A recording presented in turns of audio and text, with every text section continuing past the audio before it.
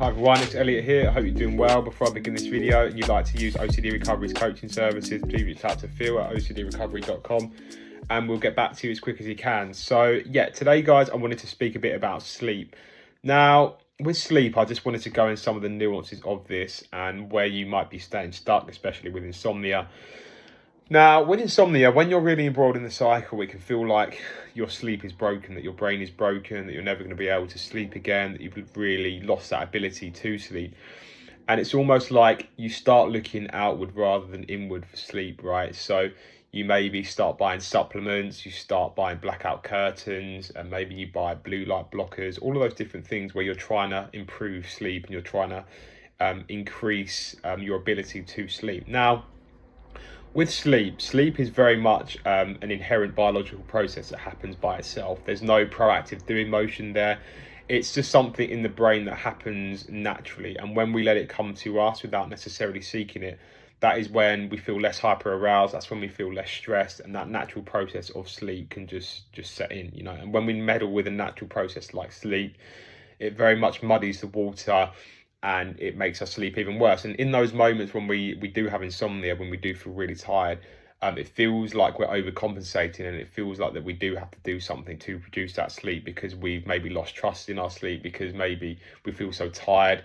We think that we sort of overcompensate and think that we have to produce it, and we get scared of not sleeping well. So because we get scared of not sleeping well because we're tired, we try even harder, and that just keeps us embroiled in the cycle. And I slowly got embroiled into that cycle with insomnia, especially with HOCD. I was scared that I wasn't having enough testosterone produced in my REM sleep because I thought that would make me feel more attracted to women. But of course, you know, that made me just heap pressure on my sleep. And I didn't sleep well for about a year, you know, chronic insomnia, chronic anxiety. And the more that I stayed embroiled in that cycle, the harder I tried to sleep better, the more I just stayed stuck. All right. So I had to really learn to let up, you know, that resistance. A great quote is, you know, the moment you stop resisting insomnia is the moment it starts to shift. That was a great quote that I've seen. And you just have to really do your best not to try and fall asleep in those moments when you feel tired, when you feel hyper aroused. It's so important that you just try and lay in your bed and wear all of those symptoms that come as a result of that.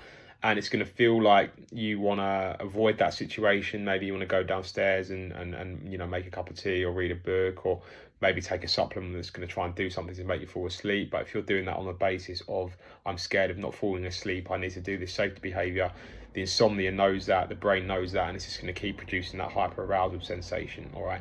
And I know it's very frustrating, and when we don't sleep, we do feel tired, you know, feel a bit groggy the next day. Maybe you feel like you're not going to get as much done as what you could. Maybe there's something else at play. You know, there can be lots of fears here that come with sleep. You know, the fear of losing control, the fear of actually being hyper aware of that sleep sensation, the fear of maybe having this physical deterioration in the body, the fear of actual anxiety symptoms being a bit more stronger the next day. So there is that massive fear angle as well.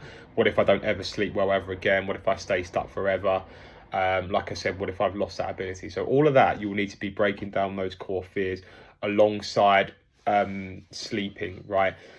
And what could happen is with sleep, especially when we're stuck in the cycle, what we might do is we might avoid everything, right? Maybe you've had a really bad night's sleep and you just avoid everything the next day because you feel too tired, you feel too overwhelmed.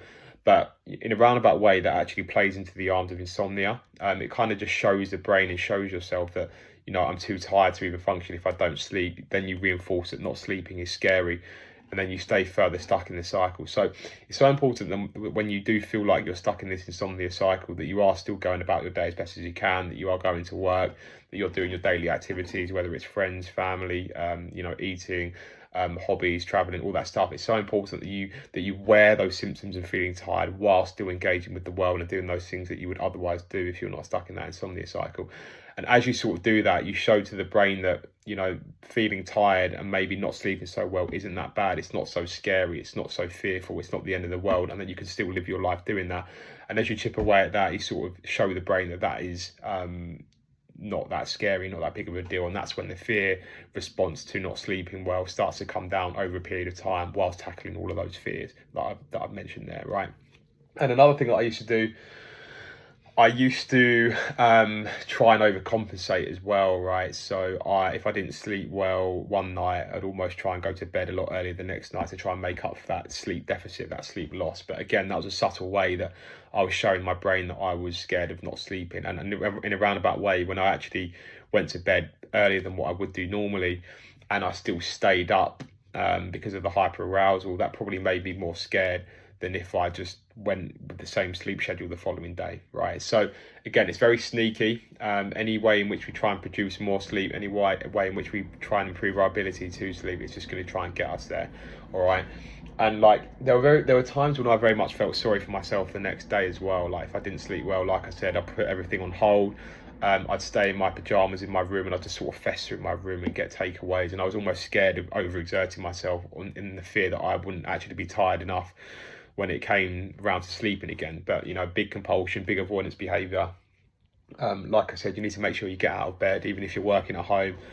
Get out and do those things. Maybe go for a walk, take the dog for a walk, and do all those things, even whilst you do feel that way, just to show subconsciously that it's not scary. And then also for the frustration tolerance angle as well, right? It's so important to show yourself that you can actually handle these emotions of not sleeping well, and that does really well across the board in OCD. So whether you've got a range of core fears going on or themes, that frustration tolerance is going to seep into all those different fears and different themes, so that's also very beneficial from that angle. You can't really see that in the moment, but that really does compound over time, all right? And other things as well that I see with sleep, in that moment where you transition from wakefulness to sleep, that's a very natural process. And what happens is the fear of fear will become hyper aroused of that moment that you transition from wakefulness to sleep.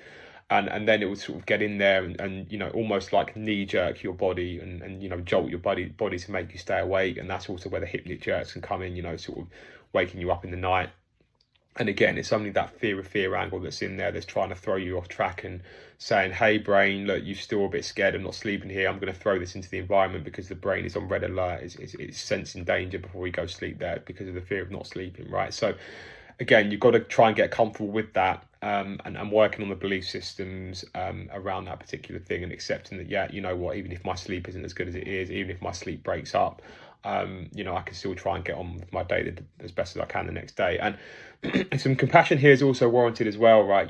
Not sleeping well can be very frustrating. I remember just being so frustrated sometimes when I couldn't fall asleep. I'd almost be screaming in my bed saying, no, Elliot, you need to go sleep. Why can't I sleep? This is so annoying. Like, I'm doing all the right things. And it does feel very, very frustrating in those moments, especially when you're tired, because you think, I'm so tired, surely I have to fall asleep. I'm so tired here, then there's something wrong with me if I don't fall asleep. But again, it comes from those rigid musts. It comes from that awfulizing. It comes from that fear of not sleeping well, all right? So, yeah, it's very much a process. Like with any OCD themes, it comes down to the beliefs and the behaviours, wearing that discomfort, really truly seeing that not sleeping well isn't the travesty that we think it is. I know there's obviously lots of fears associated with that. Like I said, the health fears of losing control, etc. But as you break those down and get more comfortable with that initial sort of pull and drive and necessitating to sleep, that should start to come down as well. And